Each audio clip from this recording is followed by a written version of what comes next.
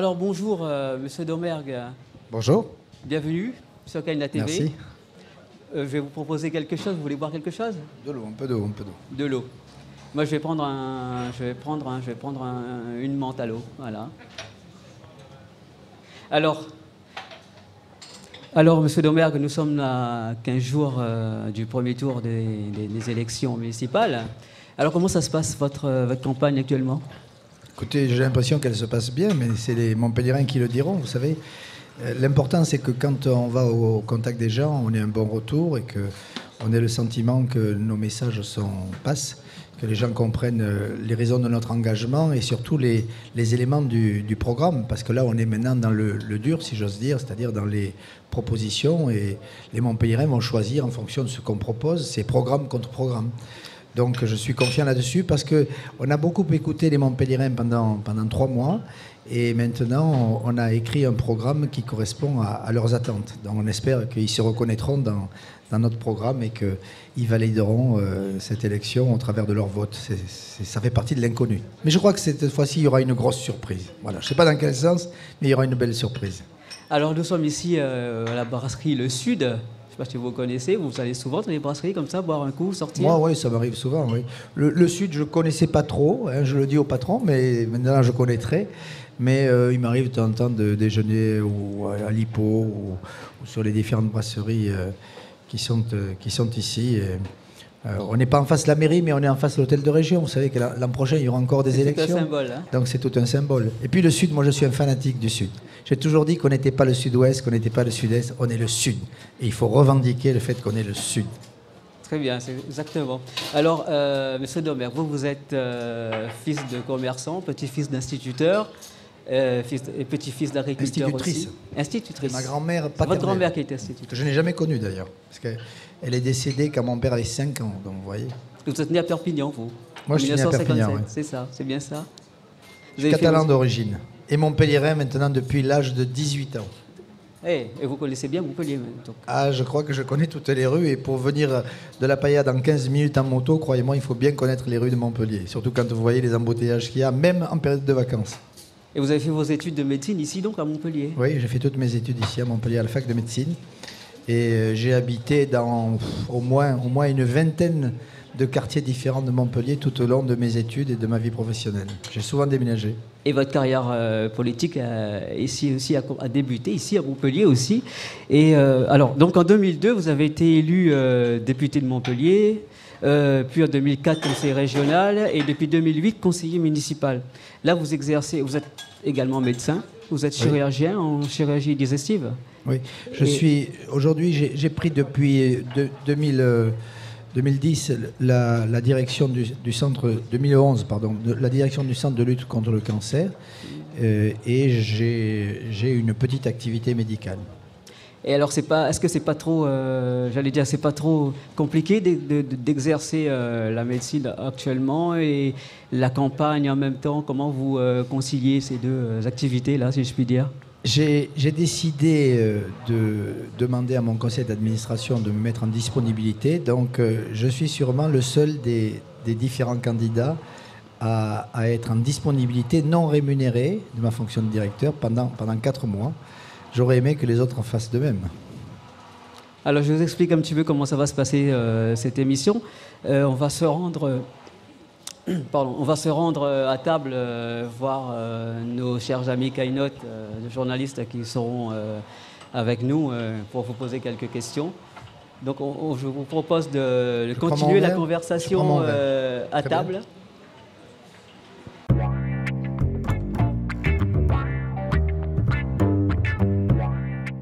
Alors, Monsieur Domergue, je vais vous présenter les trois journalistes qui sont avec moi et qui vont vous interroger.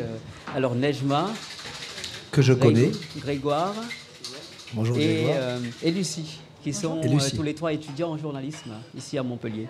Alors, ils vont vous interroger sur deux grandes thématiques qui vous sont chères et qui nous sont chères aussi, à savoir l'emploi et la participation des habitants. Mais d'abord, nous allons voir un portrait de vous qui a été réalisé, qui a été dressé par deux journalistes et un politologue ici à Montpellier et mis en image par Grégoire et Marion.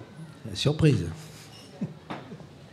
Jacques Domergue, c'est une entrée sur le tard. Là, on est un peu dans la tradition. Il n'est pas né à Montpellier, il est né à Perpignan, mais on est un peu dans la tradition des médecins ou des avocats à Montpellier. À un moment donné, on choisit un camp ou l'autre. Donc lui, il choisit le camp de droite. Son entrée en politique est tardive, mais bon, il a quand même un vrai succès à son actif. C'est le fait d'avoir été élu député sur la 2e circonscription, ce qui n'était pas rien. Donc ça prouve qu'il a eu des débuts prometteurs. Domergue, c'est l'autre manière d'entrer en politique pour un leader de droite à Montpellier, c'est la médecine. C'est la faculté plus généralement, la fac de droit, la fac de médecine sont pourvoyeuses de leaders à droite. C'est quelqu'un qui a dans son histoire politique des morceaux de bravoure, hein, puisqu'il a battu Georges Frêche lui-même à Montpellier en 2002, ce n'est pas rien, ça a été de justesse mais ça n'est pas rien. Ensuite, il a fait des scores relativement faibles en 2008 en étant candidat aux élections municipales. Et depuis, il incarne, je dirais, une sorte d'hésitation quant à la carrière politique. Il est entré dans cette campagne très tardivement et on a senti qu'il hésitait un peu à se relancer dans la carrière politique. C'est quelqu'un qui est assez libéral, autoritaire. Je pense que c'est une droite assez décomplexée, mais une droite qui a eu l'intelligence de bien analyser la sociologie de cette ville et donc qui ne fait pas d'erreur dans avec des slogans qui pourraient être rédhibitoires dans cette ville. Des fois, il veut faire Monsieur Hulk, l'incroyable Hulk, hein, les gros muscles, je suis très à droite, mais parfois il est un peu plus maladroit en politique que vraiment à droite, puisqu'il a un côté humaniste, il y a le médecin qui ressort. Il y a une vraie admiration pour Nicolas Sarkozy aussi, je pense. Ben, il est un petit peu à l'image de la droite languedocienne, très peu inscrit dans des grandes équipes idéologiques nationales de l'UMP. Alors il est rattaché à Jean-François Copé, mais c'est quasiment du bout des lèvres, et on ne peut pas dire qu'il soit un animateur de ce courant au niveau national. Quelqu'un de charismatique, quelqu'un capable de porter un discours structuré. Personnage agréable, très sympathique pour les journalistes. Le bémol, est-ce que c'est un vrai politique? Est-ce que c'est un tueur? Est-ce qu'il a vraiment envie d'être maire de Montpellier? Est-ce qu'il a vraiment envie de faire une carrière politique? Bon, moi, j'en suis pas si sûr que ça. Je pense qu'il est toujours divisé dans sa tête. Il y a toujours à la fois l'attrait pour la politique et puis en même temps une certaine distance. Il sait que s'il gagne, c'est sur un jeu d'alliance improbable ou contre nature, et qu'en réalité, il a assez peu de chances de l'emporter à Montpellier.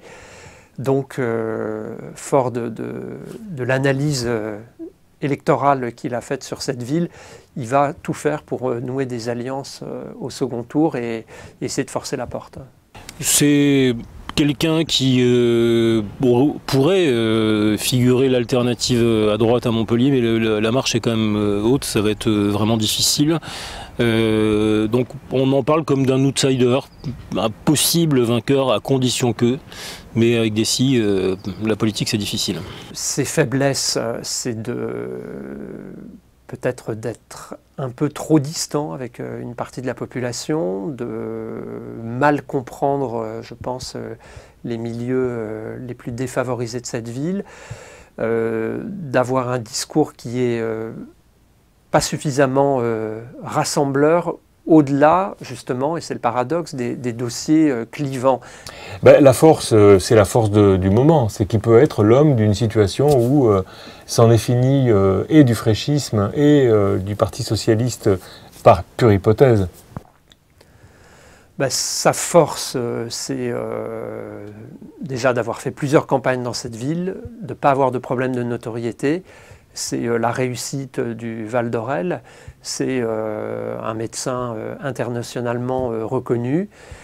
Il est bon pour attaquer la ville sur la fiscalité, la propreté, mais qu'est-ce qu'il propose de vraiment fédérateur? Quel est le récit qu'il fait? Difficile à comprendre pour les Montpelliérains. Un slogan, non, j'en vois pas trop là pour lui. Ce ne sera pas un slogan, ça va être une chanson, c'est un peu la chanson d'Aznavour. Je me voyais déjà en haut de l'affiche. Bon, c'est vrai qu'il a gagné une fois pour l'élection législative. Là, je pense qu'il le dit, hein, il l'affirme, il dit je serai maire de Montpellier, je suis prêt. Bah, à voir, hein, parce que les carrières politiques comme les carrières artistiques, il y a des impondérables. Alors, on a entendu beaucoup de choses hein, sur vous dans ce portrait. On vous dit hésitant, maladroit ou pas suffisamment rassembleur. Alors, est-ce que vous avez vraiment envie de cette mairie? Est-ce que vous avez vraiment envie de devenir maire de Montpellier? Vous savez, l'envie, c'est important. Mais avant tout, l'important est de savoir si je suis prêt à être maire de Montpellier. Parce que ce n'est pas moi qui vais décider demain si je serai ou pas maire de Montpellier. Ce sont les Montpelliérains. Mais aujourd'hui, je peux leur dire que, même si certains disent que j'ai hésité, je peux leur dire que j'ai beaucoup appris entre l'échec de 2008, ça a été signalé par les journalistes. C'était un de mes premiers échecs dans la vie, vous savez. Quand vous échouez, vous tirez des leçons, sinon c'est désespéré. Et puis le fait que j'ai pris une autre orientation professionnelle, puisque je suis passé du métier de chirurgien à un métier qui est plus administratif, d'un établissement de santé prestigieux qui a été cité sous l'ancien nom mais pas sous le nouveau. Je ne veux pas mettre du tout l'établissement en cause dans cette campagne, mais qui quand même représente plus de 900 personnes, 90 millions d'euros de budget, et que je gère dans des conditions qui sont des conditions, je crois, bonnes, au travers de ce qui a été dit par les journalistes et qui est quand même confirmé par la population, avec un développement, avec une croissance, avec une cinquantaine d'emplois qui ont été créés depuis que je suis arrivé, et un établissement qui, pour vous donner quelques chiffres, est le 5e centre de lutte contre le cancer en France, dans une ville qui est la 8e ville de France, et dans une agglomération qui est la 15e agglomération de France. Donc vous voyez, si je devais simplement comparer ces chiffres, je dirais, je peux peut-être faire en sorte que l'agglomération s'améliore. Et aujourd'hui, je ne sais pas comment il faut analyser les différents qualificatifs qui ont été portés sur moi, mais aujourd'hui, je peux dire aux Montpelliérains que je suis prêt à gérer la ville, je suis prêt à gérer l'agglo, s'ils m'en font cette confiance. Mais c'est eux seuls qui décideront. On vous reconnaît quelques qualités aussi, hein, de toute façon. Vous avez bien entendu, on vous reconnaît charismatique, vous êtes plutôt... sympa. Voilà. Je me balade en moto, j'ai pas une voiture de fonction... Voilà, il y a pas mal d'atouts, oui. Nejma, je crois que... Oui, je vais commencer. Alors, on vous connaît pour vos valeurs humanistes, notamment parce que vous êtes médecin et que ça reste une profession portée sur l'humain. Est-ce que vous ne pensez pas que c'est en totale contradiction avec le monde de la politique, qui est un monde cruel, et où il faut être un tueur, comme l'a souligné Hervé Denions dans le portrait? Vous voulez dire qu'un sauveur d'humanité ne serait pas un bon politique parce qu'il ne serait pas un bon tueur? C'est ce que vous voulez dire? Non, je crois qu'aujourd'hui, on est dans une phase où la politique est en train d'évoluer et de changer. C'est vrai qu'on connaît l'adage qui dit protège-moi de mes amis, mes ennemis, je m'en occupe. Pourquoi? Parce qu'en politique, il y a toujours des tireurs dans le dos. Moi, j'ai souvent été trahi par des gens de ma propre sensibilité politique. Et on me disait incapable de régler ces problèmes. J'ai montré lors des dernières législatives que quand un candidat m'avait trahi, il l'a payé cash. Donc je sais régler des problèmes et ceux qui nous écoutent se reconnaîtront. La politique aujourd'hui, c'est différent. C'est différent, et surtout sur une élection municipale, parce que vous voulez tout ramener au plan politique, mais en fait, gérer une mairie, c'est exactement la même chose que gérer un établissement de soins, que gérer une entreprise. C'est gérer des hommes et des femmes, gérer des budgets, élaborer un projet, avoir une ambition. Et c'est autour de ça que va se déterminer le choix. Et je crois que cette élection, elle va se positionner de manière très simple. On est, je crois, 9 candidats. Les Montpelliérains vont devoir choisir quel est le candidat ou la candidate, puisqu'il y a des candidates, qui sera le plus à même d'incarner, de par sa personnalité, de par son autorité, de par l'équipe qui l'entoure, parce que moi je ne suis pas seul. On a dit que je n'étais pas rassembleur, mais vous avez vu que dans la liste que je présente, il y a des gens de l'UMP, des gens de l'UDI, des gens du MoDem, des gens de Debout la République, des gens et beaucoup de la société civile qui ont des sensibilités très différentes. Perla, qui est là, est une élue qui était avec la précédente majorité, mais elle n'était pas politisée. Et si elle est venue avec nous, c'est parce qu'elle a envie de poursuivre son message et son mandat sur l'international. Et donc c'est plutôt un bon signe, parce que si elle avait voulu le poursuivre avec d'autres, ça voudrait dire que peut-être c'est les autres qui avaient des chances de gagner. Le fait qu'elle veuille le faire avec nous, c'est que peut-être on a des chances aussi de gagner cette ville.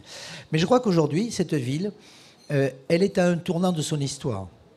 Et la question que doivent se poser les Montpelliérains, c'est est-ce que le candidat, vous parlez de moi, a la capacité à entraîner la population à tourner une page, à sortir d'un système où finalement tout le monde était asservi, surtout les plus modestes. Parce que c'est bien facile de se faire élire avec les voix de la paillade ou de Petit Bar et de vivre à l'Aigle-Longue. Je veux dire, on en a connu tellement, et je dis ça alors que moi-même je vis à l'Aigle-Longue. Mais au moins, il y a une certaine cohérence dans la façon de se comporter. Et aujourd'hui, ce que je n'apprécie pas dans les élus qui nous gouvernent, c'est qu'ils sont installés dans un fauteuil et n'ont pas un seul instant à l'esprit que demain ça pourrait changer, que demain ça pourrait leur échapper. Parce que c'est un dû. La population à Montpellier a été tellement asservie, elle était tellement fragilisée que de toute façon ils vont voter à gauche. Eh bien non. Je crois que cette élection va montrer une sorte de mini-révolution parmi les Montpelliérains. Ils vont enfin ouvrir les yeux, lever la tête, reprendre leur dignité. Parce que la dignité, c'est dans l'autonomie que l'on a, c'est pas uniquement dans l'assistanat. Les gens ont été installés dans l'assistanat. Eh bien moi, je veux leur donner cette dignité, cette autonomie. Et si demain, si tout à l'heure on parle d'emploi, vous verrez que le projet que j'ai pour redresser l'activité économique sur la ville, elle est faite pour que les Montpelliérains, qui sont aujourd'hui désespérés, et surtout dans les quartiers les plus sensibles, retrouvent un espoir, retrouvent un avenir, retrouvent une ambition. C'est ce que je veux partager avec eux. On aura l'occasion d'y revenir, M. Domergue. Je crois que Grégoire a une nouvelle question à vous poser aussi. Oui, donc justement, vous vous posez en leader, là, comme vous venez de le faire. Souvent, vous dites que vous êtes le patron de cette ville. Mais dans les alliances que vous avez essayé de tisser, elles n'ont pas toutes fonctionné, par exemple avec l'UDI. Et les derniers sondages vous créditent d'autant d'intentions de vote que lors des dernières municipales en 2008. Donc est-ce que nous, on n'a pas vraiment l'impression que vous soyez en mesure de créer une vraie dynamique autour de vous? Alors, il y a deux choses. Il y a le patron, et puis il y a le problème de l'UDI que vous souhaitez que j'aborde, et de la dynamique. Le patron, c'est absolument indispensable pour Montpellier. C'est-à-dire qu'on est passé, en 4 ans, depuis la mort de Georges Frêche, on est passé d'une ville qui était gérée par un homme qui avait façonné la ville à sa manière, à sa mesure, si j'ose dire, où tout était politique. Et tout était politique de manière parfois excessive. Regardez par exemple quand on fait un tramway qui ne va pas jusqu'à la mer, alors qu'il s'arrête à 800 mètres. Ou un aéroport qui est en dehors de l'agglomération parce que politiquement la commune ne voulait pas. Ce sont des exemples, ça, qui montrent qu'aujourd'hui on ne peut plus fonctionner comme ça. Donc on est passé d'une période où tout était politique à une période aujourd'hui où c'est l'administration qui gère. Parce que ce soit le maire de Montpellier ou que ce soit le président de l'agglomération de Montpellier, aucun des deux n'a l'autorité pour remettre un peu de politique, pas trop de politique, un peu de politique dans la décision. Et d'ailleurs, vous le voyez, aujourd'hui, tout est en roue libre. Les administrations fonctionnent en autonomie totale. Ça ne peut pas fonctionner, parce que le politique, il a un rôle à jouer. Il a un rôle à jouer. Il ne faut pas être tout politique parce que vous êtes incohérent par rapport à la notion d'intérêt général, mais il faut être un peu politique parce que l'administratif, il va être pur et dur, et le politique, il va arrondir les angles. Quand on exproprie quelqu'un, on a une personne en face de soi. On a des familles en face de soi. On a des égards à avoir envers ces familles et envers ces personnes. On n'est pas l'administration qui décide, comme dans les pays totalitaires de l'Est, que c'est comme ça et que c'est pas autrement. On n'est pas en Chine. On tient compte de la vie des individus, des gens qui vivent dans cette ville. Et je l'ai souvent dit, ça. Ils ont fait beaucoup de choses pour Montpellier, mais ils ont oublié une chose, la plus importante, de s'occuper des Montpelliérains, des hommes et des femmes qui vivent dans cette ville. Et c'est ça qu'il faut faire aujourd'hui. Mais ça, on le verra. Il reste encore 3 semaines de campagne, 15 jours avant le premier tour, 1 semaine de plus. On verra comment les choses... Vous savez, moi j'ai vécu la précédente élection. En 2008, sur le sondage de décembre, la seule question qui était sur les lèvres, c'était de savoir si Mme Mandroux serait élue au premier tour. Donc vous imaginez les 3 mois de campagne qu'il a fallu faire derrière. Ça a été dur. Eh bien, cette année, cette année, on ne sait pas qui sera premier au premier tour. Et surtout, tout est ouvert pour que, parmi les 3 principaux candidats, un des 3 puisse être maire de Montpellier. C'est extraordinaire. Je n'ai jamais connu une période comme ça où j'avais une chance sur 3. Vous en connaissez beaucoup quand vous passez des examens. Vous avez beaucoup d'examens où vous avez une chance sur 3. On n'est pas aussi... c'est pas le même chiffre. Non, mais c'est souvent 10% de chance. Essayez d'entrer en médecine, vous allez voir, c'est 10% de chance. Oui, en médecine. Une chance sur 3. Mais pour revenir sur ce que vous disiez, vous pensez avoir l'autorité, justement ? Je pense, mais c'est pas moi qui déciderai ici. Moi, j'ai mon autorité personnelle, j'ai des affirmations sur des dossiers, sur des points que je peux développer devant vous, mais c'est pas moi qui vais décider si j'ai l'autorité. Ce que je peux vous dire, c'est qu'on a une liste qui a été faite dans le consensus, dans la discussion, et c'est pas parce qu'il y a un troublion de l'UDI qui a voulu faire une campagne personnelle que ça va changer les choses. Ça, vous ne pouvez pas empêcher quelqu'un qui a de l'argent et qui a du temps de faire n'importe quoi. Voilà, ça c'est mécanique. Je crois que Lucie a une question aussi à vous poser. Oui, j'ai une question à vous poser. Tout à l'heure, je crois que mon oreille baladeuse a entendu que vous étiez prêt à gérer l'agglo. Est-ce que cela signifie que vous laissez la place à M. Sorel pour la mairie? Écoutez, on va d'abord voter pour le maire de Montpellier. Vous savez, l'agglo c'est un peu différent. Même si cette fois-ci, vous savez que d'ailleurs mes collaborateurs se sont cassés la tête pour faire les bulletins de vote. C'est extrêmement compliqué. Parce qu'on a 65 noms à mettre et 46 plus 2 pour l'agglo. Donc c'est pas simple. Donc on va voter d'abord pour le maire de Montpellier. Celui qui sera élu sera maire de Montpellier. Et ensuite, la communauté d'agglomération décidera en fonction des équilibres, mais Montpellier n'a plus la majorité comme elle l'avait, puisque vous savez qu'aujourd'hui, l'opposition rentre dans l'agglomération. Donc si je suis élu, j'aurai 36 voix de Montpellier qui viendront renforcer les voix des autres communes de l'agglomération, et il faut 46 voix pour être élu président de l'agglomération. Si je suis dans l'opposition, on en aura beaucoup moins. Donc ne brûlons pas les étapes. La première étape, c'est de se faire élire à la mairie de Montpellier, et ensuite de voir qui ou comment on sera la personne qui sera président de l'agglomération. Pourquoi ? Parce que Montpellier est une des rares villes en France qui a délégué autant de responsabilités à l'agglomération. Et c'est vrai que le vrai pouvoir et les vraies responsabilités, on parlait de l'emploi, on peut parler de la culture, on peut parler du sport, tout ceci a été délégué. Toutes les infrastructures, tous les équipements sportifs ont été délégués à l'agglomération quand ils n'ont pas été, comme l'a fait Fraîche à l'époque, relégués dans le rang de la région, puisqu'on est ici devant l'hôtel de région. Mais Monsieur Domergue, on est entre nous là. Vous pouvez dire, entre nous, oui. Est-ce que, imaginons qu'il y ait une alliance avec Monsieur Sorel, est-ce que vous pouvez l'imaginer, ce schéma ? Moi, je suis prêt à tout imaginer à partir du moment où les Montpelliérains le cautionnent et le demandent. C'est vrai que quand on se balade dans la ville, quand on rencontre des gens, beaucoup nous disent faites une alliance avec Sorel parce qu'on veut mettre fin au système. On veut mettre fin au système. Moi, quand j'ai battu Georges Fraîche en 2002, je ne l'ai pas battu uniquement parce que les gens ont voté massivement pour moi. C'est parce qu'il y avait avant tout du rejet de la personne de Georges Fraîche qui avait été assez insultant, notamment avec les communautés du quartier de la Paillade ou du Petit Bar. Ils lui ont fait payer. Et là, je crois qu'ils sont prêts à leur faire payer. Parce qu'ils se rendent compte que depuis 6 ans, ils ont été l'objet de beaucoup de promesses, mais que le résultat aujourd'hui est catastrophique. 44% de chômage à la Paillade. Je suis allé au Petit Bar, les jeunes, ils sont désœuvrés, ils sont révoltés, ils sont prêts à tout casser. Alors je ne dis pas que moi, demain, je vais arriver comme Merlin l'Enchanteur, d'un coup de baguette magique, je vais tout régler. Mais par contre, j'ai la volonté. Vous savez, quand on est en place depuis trop longtemps, on n'a plus la passion, on n'a plus l'envie. Vous me demandiez tout à l'heure si j'avais envie d'être maire. J'ai l'envie d'être maire, mais surtout j'ai envie de m'occuper des gens, de ces jeunes-là. Je veux les sortir de cette difficulté, parce qu'un jour ça va exploser à Montpellier.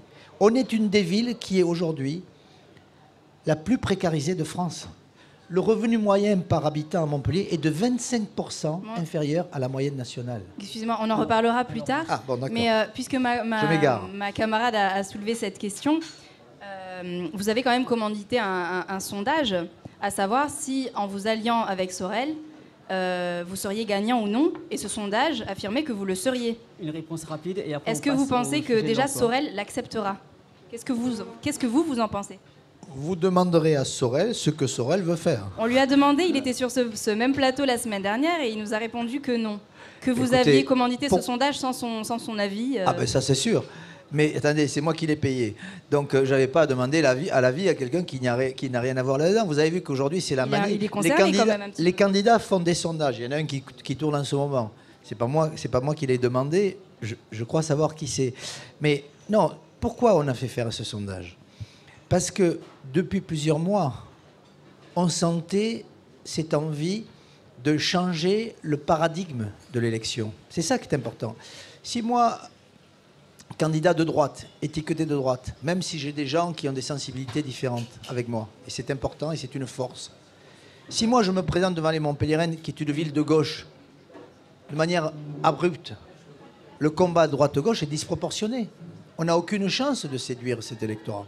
Par contre, si on fait comprendre que des alliances peuvent se faire autour d'un projet, autour de valeurs, autour d'une façon de gérer, autour du respect, autour de l'éthique, ben là c'est plus un problème de droite ou de gauche. S'occuper des problèmes d'emploi, est-ce que ce sont des problèmes de droite ou de gauche? S'occuper des problèmes de circulation en ville, de propreté en ville, est-ce que ce sont des problèmes de droite ou de gauche? S'occuper des hommes et des femmes qui vivent à Montpellier, est-ce que c'est plutôt de droite ou de gauche? Qui peut le dire? Alors, M. Domer, on y reviendra très franchement sur les alliances avec Sorel et où... Il n'y a que ça qui vous intéresse. Non, on y reviendra très franchement. Mais alors, vous savez que nous, à Caïna, on est très attachés aussi aux problèmes qui se passent dans les quartiers populaires, notamment à La Paillade et dans d'autres quartiers autour de Montpellier. On est très sensibilisés sur les problèmes d'emploi, sur les problèmes de chômage. Nous allons tout de suite regarder un reportage qui a été tourné il n'y a pas longtemps, la semaine dernière, qui a été mise en image par Marion, Mathilde, Anaïs et Hilaire. Et nous en reparlerons juste après.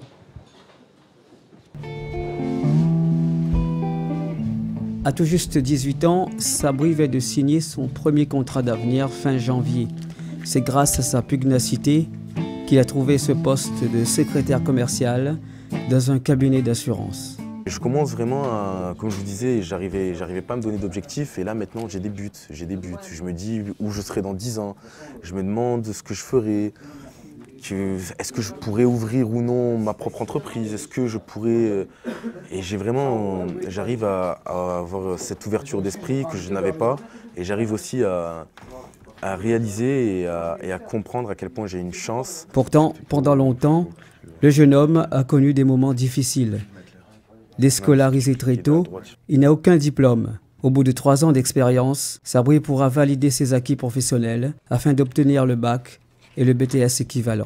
Tout va mieux avec moi-même déjà, premièrement, et tout va bien, quoi. Tout est mieux, je suis heureux, je suis content, je fais un boulot qui me plaît, avec des gens que je côtoie pas forcément, mais qui sont gentils aussi. Enfin, j'avais vraiment besoin de cette part de relationnel et je l'ai obtenu en travaillant ici. Selon une étude menée par le Conseil d'analyse économique, parue début 2013, 1,9 million de jeunes de 15 à 29 ans ne sont ni à l'école, ni en emploi, ni en formation, soit 17% de cette classe d'âge. Avec l'Espagne, l'Italie et la Grèce, la France fait partie des plus mauvais élèves en Europe en matière de formation.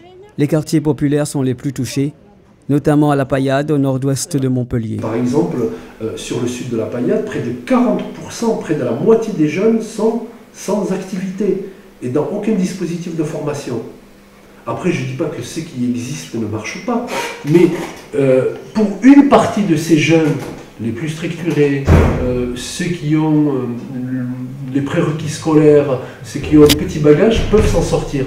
Mais une large majorité de ces jeunes, de ces 40%, sont sur le carreau. À La Paillade, à part le Pôle emploi qui est à Celle-Neuve et la mission locale qui est à Avenue Louisville, il n'y a rien d'autre. C'est que le truc, c'est qu'on les voit pas. C'est qu'il y a certaines assos qui sont à La Paillade. Dès qu'il y a des personnes qui les cherchent et qui ne sont pas de La Paillade et qui nous demandent la route ou le chemin, qui nous disent « ouais, il y a cette assos-là », mais nous, on ne le savait même pas. Ça veut dire qu'il y a des associations, il y a des structures qui sont à La Paillade, que même les pailladins, ils connaissent pas. Ils ne connaissent pas où ça se trouve parce qu'il n'y a aucune information. Alors qu'il y a des gens qui ne sont pas de la paillade et qui savent où c'est. Le niveau de formation, certes, mais également l'origine socio-géographique ou encore le manque d'expérience sont autant de freins à l'embauche. Les conditions dans lesquelles on vit, tu vois, parce que habiter dans un quartier, c'est pas très simple. Et puis voilà, il faut faire avec d'un côté. Après, tu as le manque de vocabulaire qui nous pèse un peu, tu vois, parce que les jeunes de quartier, ils n'ont pas forcément un vocabulaire soutenu. Tu vois, donc c'est ce qui fait qu'on a du mal à se faire comprendre certaines fois, on va dire, avec certaines personnes. Donc après, tu as la tenue vestimentaire qui ne leur plaît pas forcément, que déjà ça pose des barrières, ils te jugent juste avec la tenue vestimentaire avec laquelle tu es, en fait, avec laquelle tu es vêtu. Un jeune peu qualifié, qui a peu d'expérience dans un restaurant, qui est un peu gauche, qui ne sait pas trop, machin, eh ben, l'employeur, il se dit, ben, il ne va pas me rapporter assez de fric pour couvrir le coût. Sa productivité ne rapporte pas assez de fric. Voilà. Et si ces entreprises ne sont pas aidées, peut-être qu'elles n'embaucheront pas. Il faut renforcer et soutenir tous les dispositifs qui facilitent l'apprentissage, mais dans les petites entreprises. Et voilà. Et en parallèle, favoriser aussi des dispositifs nouveaux qui permettent d'accompagner l'emploi. Alors, il y a le système d'apprentissage classique, mais quand je parle d'emploi aidé dans les petites PME, des emplois aidés accompagnés d'un dispositif obligatoire de formation pour les jeunes. Depuis plusieurs années, des dispositifs d'aide à l'embauche sont mis en place.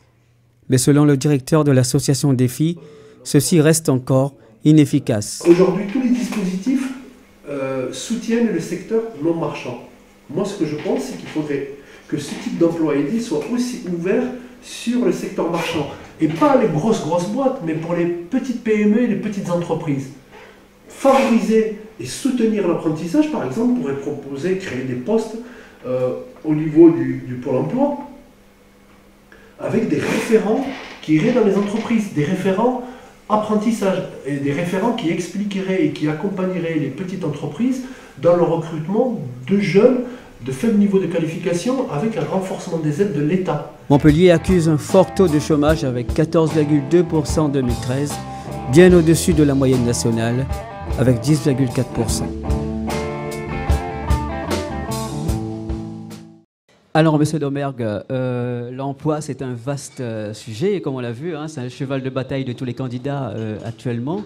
Comment ça se fait que vous, dans votre programme, il n'y ait aucune ligne concernant l'emploi dans les quartiers populaires? Les quartiers populaires, c'est l'endroit où se concentre le plus fort taux de chômage actuellement.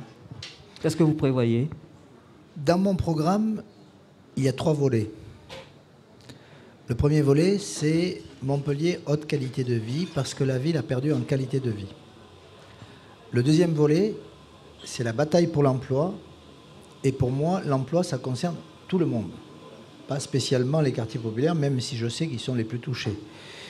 Et le troisième volet, c'est une ville rassemblée, puisque vous disiez que je n'étais pas assez rassembleur. Donc vous voyez qu'on a insisté sur le rassemblement.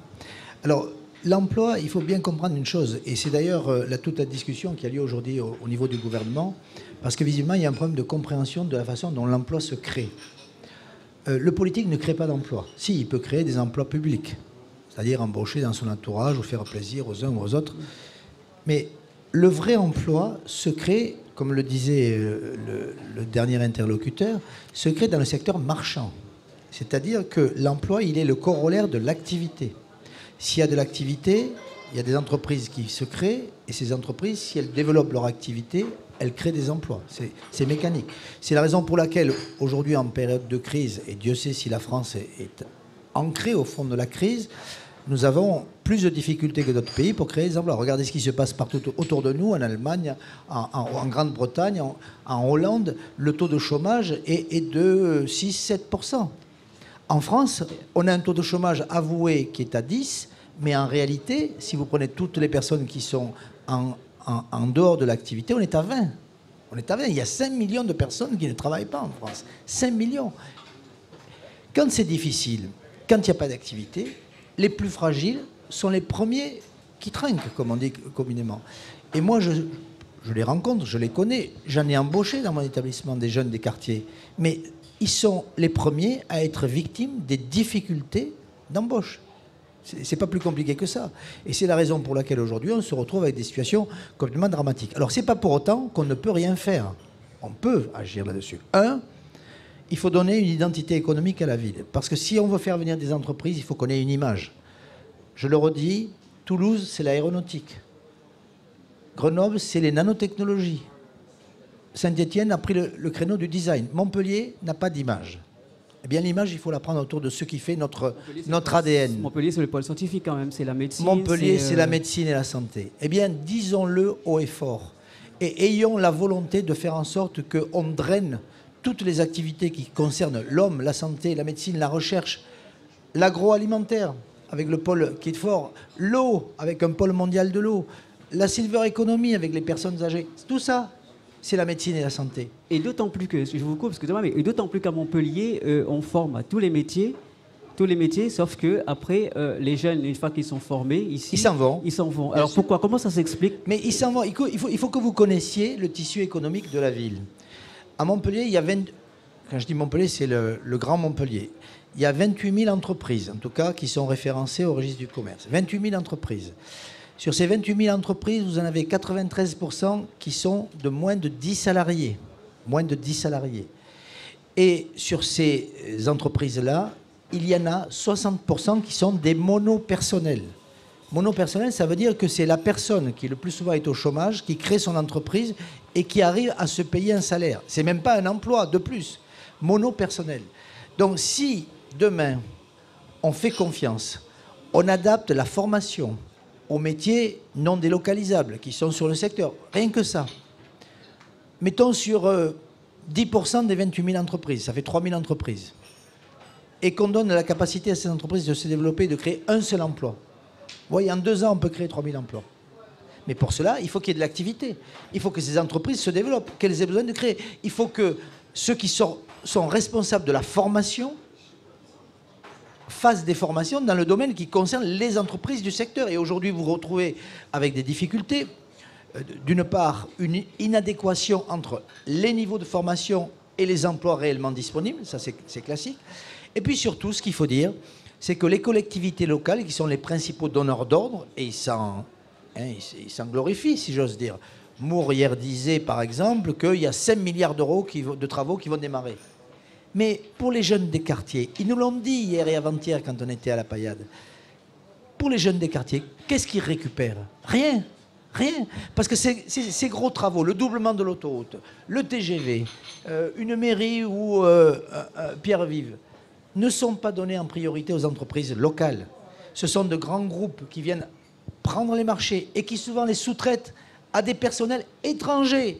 Aujourd'hui, dans la périphérie de Montpellier, ça parle portugais, ça parle espagnol, ça parle polonais. Ce sont des entreprises étrangères qui font du dumping social sur les salaires et qui embauchent ces ouvriers-là, qui sont formés, eux, et qui font que même les agglomérations se trouvent complices. Alors ils vous disent, non, c'est le droit européen, je ne peux rien faire. Eh bien si, on peut le faire.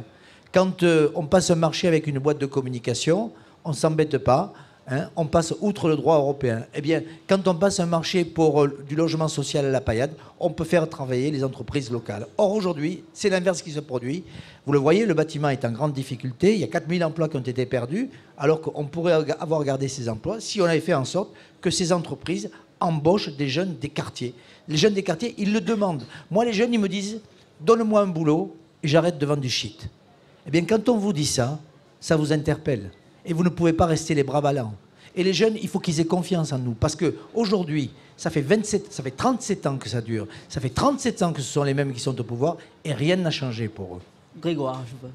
Alors, oui, on voit bien que vous êtes conscient du problème dans les quartiers. Vous l'avez même souligné au Rockstore. Vous avez dit dans votre meeting qu'il y avait 40% de chômage dans les quartiers. Mais là, en fait, on n'est pas convaincu par ce que vous nous dites, entre autres parce qu'il y a 45% de la population dans les quartiers populaires sur Montpellier qui n'ont pas de diplôme. Donc, comment faire pour arranger ça? Et la plupart de vos propositions, par exemple, faire de Montpellier un pôle pour la médecine, il faut des diplômes. Vous excluez une partie de la population, en fait. Alors, vous avez raison et vous vous trompez. Moi, hier, j'ai vu au Petit Bar des jeunes qui avaient des BTS, qui avaient des licences. Pas des doctorats, mais des licences, des BTS, et qui n'avaient pas de boulot. Et qui étaient prêts à prendre n'importe quel boulot. Donc, vous voyez, il y en a qui ont des diplômes et qui sont sans boulot.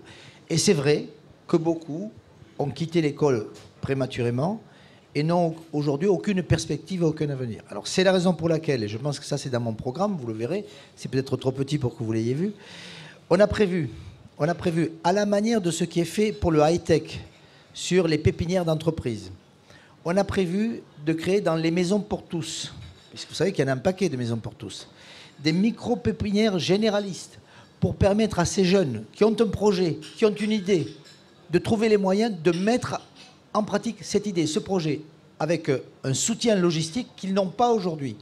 Des micro-pépinières généralistes. Généralistes, pourquoi? Parce que ça concernera n'importe quel projet, pas uniquement la recherche d'ADN ou la recherche des cellules souches. Non, ça concernera des projets du quotidien qu'un jeune peut avoir envie de réaliser, mais qu'il ne sait pas réaliser aujourd'hui parce qu'il ne sait pas comment s'y prendre. Ça, c'est un plus que nous proposerons. Ça concerne directement les quartiers. Est-ce que vous pensez que ça va fonctionner alors qu'on voit que les missions locales ou même les pôles emploi ont beaucoup de mal à trouver du Mais job? Pôle emploi n'a jamais créé d'emploi qu'au niveau de Pôle emploi. Vous le savez. Aujourd'hui, le job se trouve de bouche à oreille, il se trouve parce que vous connaissez quelqu'un, il se trouve parce que... C'est comme ça que ça fonctionne. Pôle emploi, je pense que certains d'entre vous ont dû avoir des contacts avec Pôle emploi, ils sont décourageants. Ils sont décourageants, je vous assure. Je les ai rencontrés, moi, à plusieurs reprises, quand ils faisaient grève, avant qu'il y ait la fusion. Aujourd'hui, c'est une structure qui est trop administrée, qui est trop installée dans où leur seule revendication, c'est d'avoir plus de personnel pour pouvoir traiter plus de dossiers. Mais est-ce qu'il y a le suivi nécessaire? Est-ce qu'il y a réellement cette volonté? Elle y est sûrement chez certains. Ne me faites pas dire que tous les personnels de Pôle emploi ne sont pas à niveau. Mais je pense que ce n'est pas par Pôle emploi qu'on trouve un job aujourd'hui. Aujourd'hui, vous trouvez un job parce que vous êtes en contact avec tel réseau, parce que vous êtes en contact avec tel relais, parce que vous avez des connaissances personnelles, parce que vous avez la chance de tomber sur quelqu'un avec qui ça accroche. C'est comme ça que ça se passe. Monsieur Demerck, c'est quand même affligeant ce que vous dites. Le Pôle emploi, en gros, ça ne sert à rien. Mais vous êtes quand même au gouvernement. Enfin, vous n'êtes pas au gouvernement, vous êtes à l'Assemblée nationale. Non, j'y suis plus. Hein. Vous étiez à l'Assemblée nationale, mais qu'est-ce que vous avez fait pour changer Mais attendez, il faut des structures. Il faut des structures pour régler, pour accueillir les chômeurs et pour essayer de les orienter. Mais aujourd'hui, ce que je déplore, c'est qu'on a intensifié, on a augmenté le nombre de personnels au niveau de Pôle emploi, on a mis des moyens colossaux à disposition, et qu'est-ce qu'on voit? Que le chômage a explosé. Mais le chômage, il a explosé pour différentes raisons. Il a explosé avant tout parce que la crise, on la prend de plein fouet aujourd'hui, alors qu'elle a démarré il y a 5 ou 6 ans.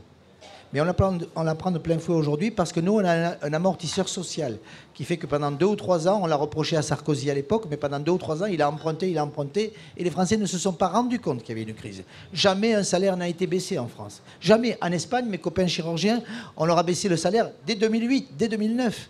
De 20%. Les infirmières espagnoles, elles touchent 800 € aujourd'hui. C'est ça la réalité. En France, non. Tout le monde a gardé son salaire. Certes, ils n'ont pas été augmentés, mais tout le monde a gardé son salaire. Et aujourd'hui, on voit que le système s'écroule, que le système social ne peut plus faire front et qu'on n'a pas cette réactivité, cette audace pour rebondir.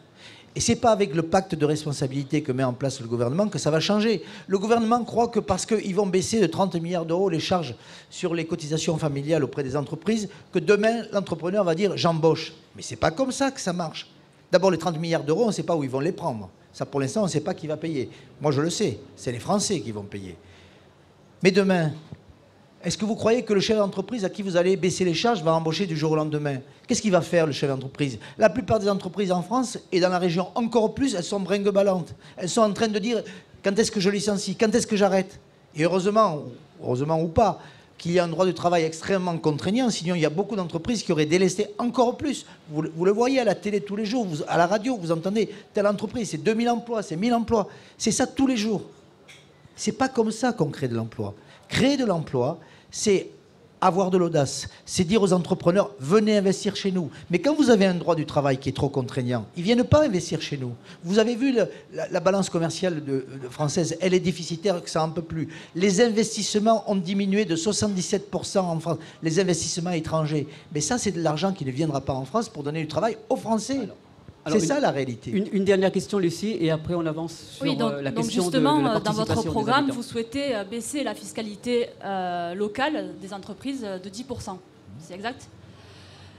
Mais à la Payade, depuis une dizaine d'années, il y a la zone franche. Les zones franches urbaines qui ont été mises en place, qui bénéficient d'exonération de charges sociales ainsi que d'allègements fiscaux, ce qui en soi pourrait être une bonne idée à la base, sauf que, bien entendu, les entreprises ne jouent pas le jeu et n'embauchent pas les Payadins dans cette structure. Vous avez raison. Une réponse brève, monsieur Deberger. Je dis, vous avez raison, ça vous suffit. Comment faire concrètement pour éviter ces dérives? Vous savez, le principe de la zone franche, il est vertueux au départ. Hein. On vous allège les charges et en contrepartie, vous embauchez des gamins dans le quartier. C'est une idée qui est très noble. C'est pas d'hier d'ailleurs, ça date de plus d'une dizaine d'années, les zones franches. Mais quand vous voyez que beaucoup d'entreprises utilisent le principe de la zone franche pour détourner finalement le problème des charges, et avoir simplement une adresse fiscale, une boîte aux lettres, un bureau où il n'y a jamais personne sur la Payade, ce n'est pas le cas de tous. Hein. Il y en a qui jouent le jeu. On a vu d'ailleurs des entreprises qui étaient citées et qui jouent le jeu. Mais il faut faire le ménage. Quand vous mettez en place une mesure, il y a toujours ce que l'on appelle l'effet d'aubaine. C'est-à-dire que vous avez le petit malin qui utilise le principe de la zone franche pour augmenter ses marges. Ça, c'est pas bien. Et donc, il faut que quand on met en place un système, il y ait un retour, une vérification. Quand vous donnez de l'argent à une association, il faut qu'il y ait un retour, une évaluation. Qu'est-ce que vous avez fait avec cet argent? C'est pareil pour les zones franches. Comment vous feriez pour qu'il y ait ce retour, justement? Il faut vérifier simplement comment ces entreprises se sont installées, parce qu'elles ont théoriquement un quota à respecter de gamins qui viennent des cités. Mais malheureusement, ce n'est pas toujours respecté. Et ça, ce serait un boulot de l'inspection du travail. Plutôt que d'embêter des entreprises qui sont aujourd'hui en difficulté, il ferait mieux de leur donner un peu plus de lest et s'occuper de ceux qui dévient de la finalité d'une zone franche. Je pense que ça va être le mot de la fin sur la thématique de l'emploi. Nous allons passer à la participation des habitants dans les quartiers populaires, justement. Nous allons tout de suite regarder un reportage qui a été tourné aussi la semaine dernière par notre équipe. Dans les quartiers populaires, la participation à la vie associative et politique est moins forte qu'ailleurs, et Montpellier n'échappe pas à la règle. Jean-Yves Dormagin, professeur de sciences politiques à l'université Montpellier 1, travaille sur ces problématiques. Le rapport à la politique dans les quartiers populaires de Montpellier, il est le même que dans presque tous les quartiers populaires de France, c'est-à-dire que ce sont des quartiers où on est plus éloigné de la politique en moyenne que le reste de la population. Alors, ce qui s'explique par le fait que ce sont des quartiers très jeunes, que ce sont des quartiers très populaires, avec moins de diplômés qu'ailleurs, mais aussi des quartiers qui sont beaucoup marqués par l'immigration, et donc beaucoup de citoyens français sont originaires de familles qui viennent de l'étranger, où donc la politique française est parfois moins bien connue que dans le reste de la population française. À la Payade, l'association IPEC met en place des ateliers afin de sensibiliser les habitants à la participation politique. Olivier Allais, membre de l'IPEC, anime ces ateliers. Dans un premier temps, on fait le point sur les connaissances de chacun. Que savons-nous du conseil municipal ou des députés européens? On ne fait pas un cours d'éducation civique, mais on part des connaissances des personnes. Et ensuite, on essaye de s'exprimer, on invite chacun à s'exprimer aussi sur où est-ce qu'on en est par rapport au vote, par rapport aux élections, pourquoi on a envie d'aller voter, pourquoi on n'a plus envie d'aller voter. Il y a quand même 50% d'abstention attendue, donc c'est une question de société importante. Jonathan est l'un des participants de l'atelier. Il a été élu maire fictif de Montpellier. Que je m'intéresse à la politique, c'est bien, parce que je suis aussi beaucoup la politique à la télévision, tout ça. Et des fois, j'aimerais bien que des fois, s'il y a plus de conseils ici, je viendrai. Ça serait plutôt pas mal. C'est important pour le quartier, tout ça. Et comme ça, s'il y a plus de gens pour voter, ça serait pas mal. L'abstention est toujours présente dans les quartiers populaires. Un problème difficile à éradiquer. Il existe des formes de participation alternatives au vote dans les quartiers populaires de Montpellier comme ailleurs. Les gens peuvent s'engager sur le plan associatif, peuvent parfois participer à des manifestations, peuvent exprimer des opinions politiques sur le web, donc comme ailleurs. Mais ce qu'il faut remarquer, c'est que les deux phénomènes sont associés en général. C'est les quartiers où on vote le plus, qui sont aussi les quartiers où on est le plus investi dans ces formes de politique dites alternatives. Et donc cet investissement politique qui reste plus faible en moyenne dans les quartiers populaires qu'ailleurs. Ces ateliers aident les participants à s'impliquer dans la vie du quartier. Un constat que partage Jean-Yves Dormagin. La solution à l'abstention, évidemment, c'est une vaste question. Ce qu'on sait, c'est que la politique et donc la participation politique, elle passe de manière beaucoup plus importante qu'on ne le croit souvent, par des relations directes, des relations interpersonnelles. Donc, ce qui faisait qu'à une certaine époque, les milieux populaires votaient autant, parfois même plus que la moyenne, c'était la présence de militants politiques, de militants associatifs, qui contribuaient à la politisation de ces quartiers. L'abstention, elle n'est pas spécifique au quartier. C'est là que nous, on est vigilants à ne pas stigmatiser un quartier ou une population. L'abstention, elle est généralisée maintenant. Ce qui nous semble important, c'est de fournir des éléments de compréhension à tous pour qu'au moment d'aller voter, on puisse voter en conscience et en connaissance. Et non pas voter parce qu'on nous a dit d'aller voter pour telle ou telle personne, mais voter en pleine responsabilité personnelle. Ça n'empêche qu'il y a beaucoup d'abstention attendues. Si ça peut participer un peu à la limiter, tant mieux. Et donc une des manières qui permettrait à terme de lutter contre ces formes d'abstention, de retrait de la politique, ça serait un retour de formes d'organisations militantes, associatives, politiques, syndicales, etc. Donc recréer du tissu, recréer du lien, de la présence politique dans ces quartiers, c'est quelque chose qui aujourd'hui manque considérablement. Alors, à la Paillade comme ailleurs, il y a un gros problème d'abstention. La confiance envers les politiques est en berne, hein, il faut le dire. Alors, comment est-ce que vous comptez faire pour réimpliquer les citoyens, les habitants ? L'abstention est la traduction, non pas d'un désintérêt de la vie publique, mais du fait que certaines personnes se sentent exclues. Elles ne se sentent pas concernées. Et pour sensibiliser le citoyen, il faut qu'il prenne conscience que l'élection qui va arriver peut changer quelque chose pour sa propre vie. C'est ça l'élément important. Et pourquoi si vous considérez d'emblée... Ils ont été exclus, pourquoi ils ont été exclus? C'est pas qu'ils ont été exclus, ils se sentent exclus. Ils ne se sentent pas concernés. Et ils ont une perte de citoyenneté et ils ont une perte d'espoir. C'est-à-dire qu'ils ne croient plus en rien, ils ne croient plus en l'avenir. Et c'est la faute à qui exactement? Je pense que ce n'est pas la faute à une personne en particulier.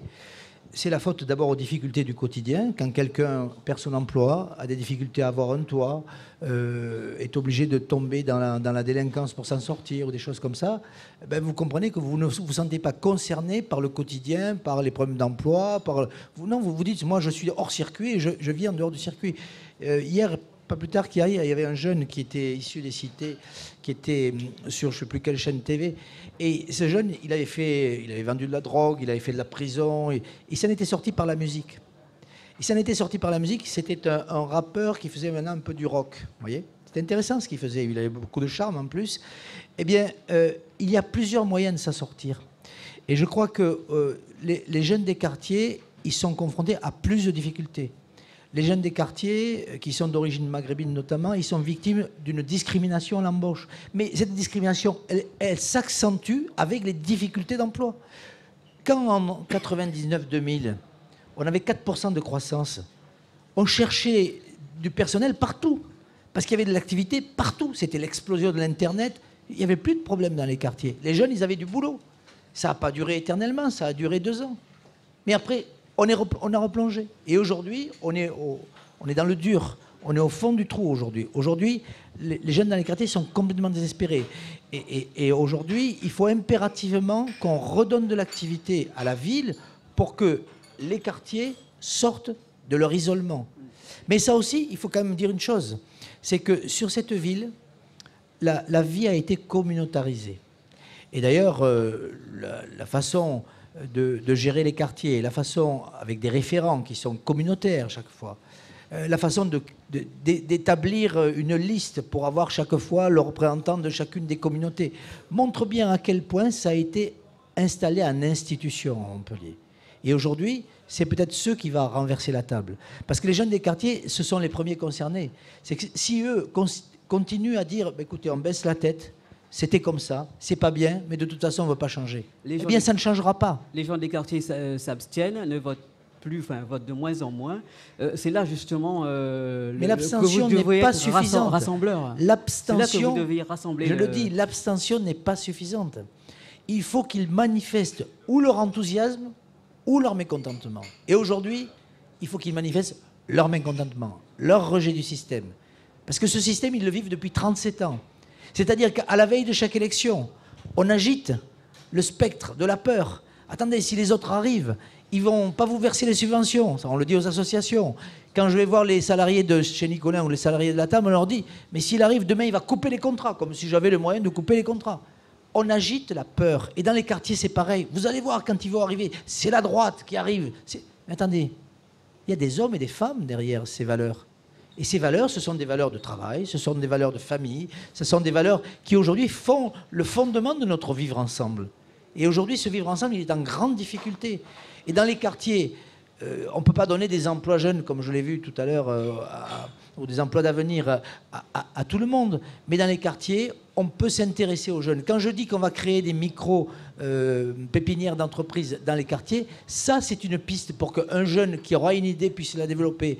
Il faut qu'il reprenne de l'espoir. Quand je dis qu'on va privilégier les entreprises locales pour que quand on fait le tramway ou quand on fait le doublement de l'autoroute, il y ait des jeunes des quartiers de la Paix. Ils sont jeunes, ils sont vigoureux, ils sont costauds. Même s'ils n'ont pas de formation, on peut leur faire une formation accélérée pour qu'ils travaillent dans le BTP. Ça, c'est des possibilités. Mais encore faut-il que le politique s'en occupe. Aujourd'hui, le politique, il est installé dans un fauteuil, il roule en C6 et il se fout complètement des jeunes des quartiers, sauf à la veille des élections. Mais je leur dis, relevez la tête, ouvrez les yeux, dites non, cette fois-ci non. On ne va pas s'abstenir, on va aller voter contre. Je suis obligé de vous couper. Il y a Nejma qui voulait vous poser une question sur le comité de quartier. C'est pas seulement une question en fait d'emploi, c'est qu'il y a un réel désintéressement dans les quartiers populaires. Et face à ça, en fait, en juillet 2013, Marie-Hélène Baquet et Mohamed Meshmash ont rendu un rapport au ministre chargé de la ville, donc François Lamy, un rapport qui vise à réimpliquer les habitants des quartiers populaires dans la politique de la ville. Alors, grâce à ce rapport, il y a un projet de loi qui a été voté en janvier 2014 qui préconise, je cite, alors comme au niveau national, comme au niveau local, la création de conseils citoyens dans tous les contrats de ville, la mise en place d'un collège de représentants des associations et des habitants des quartiers populaires, ou encore la création de maisons du projet pour toutes les opérations qui concernent les rénovations urbaines. Je voudrais savoir qu'est-ce que vous en pensez, d'une part, et d'autre part, est-ce que vous comptez appliquer ces mesures ? Écoutez, je ne connaissais pas ce rapport, donc je le découvre au travers de ce que vous me dites. Il y a des idées qui semblent proches de celles que j'ai évoquées sur les pépinières d'entreprise, parce que la maison des projets ou les pépinières d'entreprise, ça ne doit pas être très éloigné. Il était grand temps qu'ils se rendent compte qu'il faut faire quelque chose pour les quartiers. C'est tout ce que je peux vous dire. Mais à Montpellier, c'est quelque chose que l'on connaît depuis très longtemps. On voit la situation se dégrader et malheureusement, on a été incapable d'agir. Aujourd'hui, je crois que la situation est tellement profonde et grave qu'il va falloir prendre des mesures drastiques. Et est-ce que vous seriez en faveur d'une co-construction de la politique de la ville avec les habitants ? Mais c'est indispensable. C'est indispensable. Quand je vais voir les jeunes de Justice au Petit Bar qui me disent qu'au début, on les a amusés en les faisant participer au projet de rénovation du Petit Bar, mais que maintenant, on ne les considère même plus, que les élus ont même peur d'aller dans le quartier du Petit Bar, alors que moi, je suis allé tranquillement l'autre jour tout seul rencontrer les jeunes qui étaient un peu excités, je le reconnais. Mais c'est ça la confrontation. Avoir peur d'aller dans des quartiers pour quelqu'un qui se prétend vouloir être maire, mais attendez, c'est une honte. C'est une honte. y aller avec son escouade de protection, c'est une honte. Moi, j'ai été élu sur le secteur de la paillette du Petit Bar, je me suis toujours baladé, j'ai toujours été respecté, j'ai toujours respecté tout le monde. Alors on ne peut pas tout régler du jour au lendemain, mais on a quand même beaucoup à faire. Le tissu associatif est très important dans les quartiers, mais ce tissu associatif, il faut lui donner des pistes, il faut l'encadrer, il faut lui dire qu'il a aussi à rendre des comptes. Ce sont les associations qui font vivre les quartiers aussi. Mais bien sûr qu'elles participent à la vie des quartiers, fortement. Grégoire, une question. Alors oui, en regardant votre programme, on voit que pour rafraîchir la démocratie locale, vous voulez relancer les comités de quartier. Sauf que ces comités de quartier, dans les faits, ils ne sont pas représentatifs. Ils sont bien souvent consultatifs, c'est-à-dire que les élus, parfois, ils viennent, ils paradent un peu sans écouter ce qui a été fait.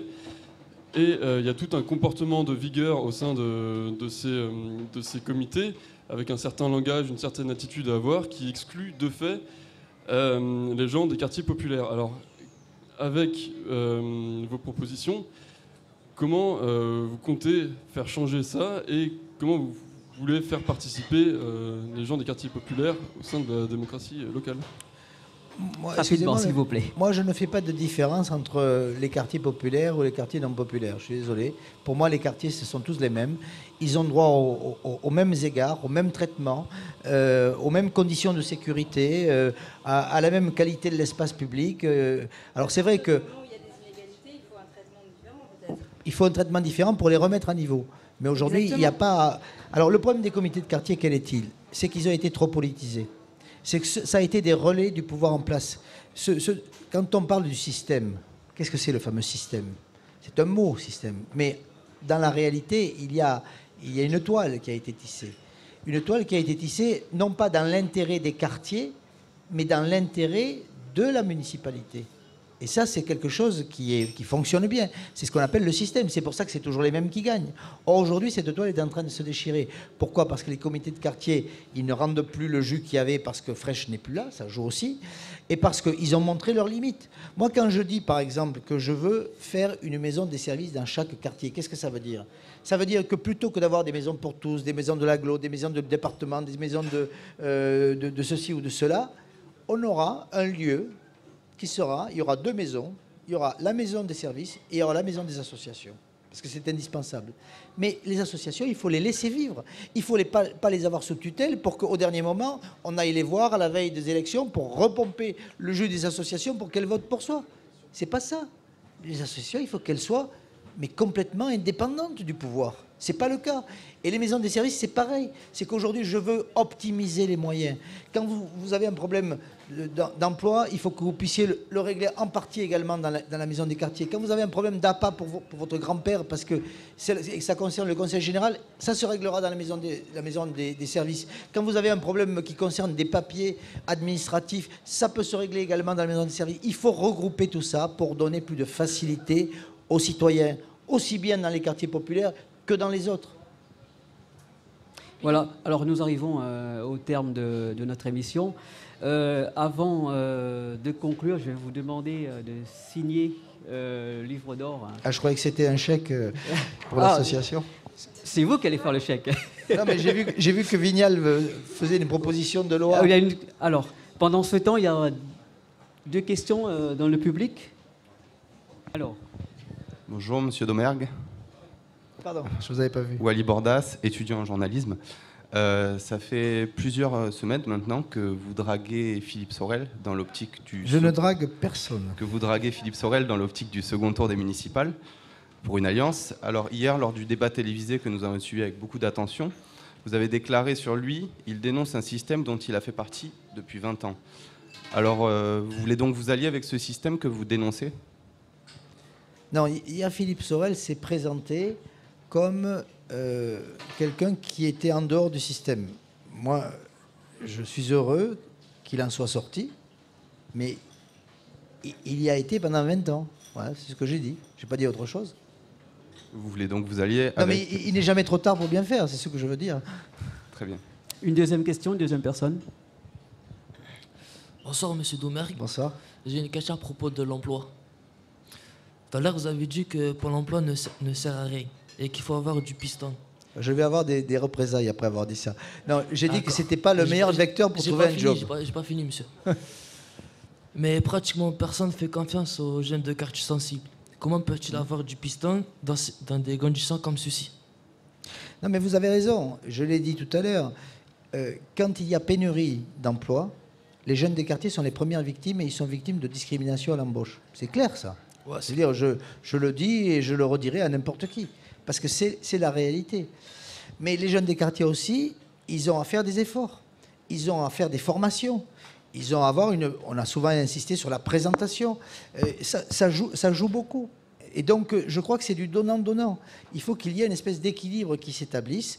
Et moi, par exemple, j'ai une de mes filles qui est chanteuse et qui faisait un peu de secrétariat le matin à l'Assemblée pour gagner sa vie.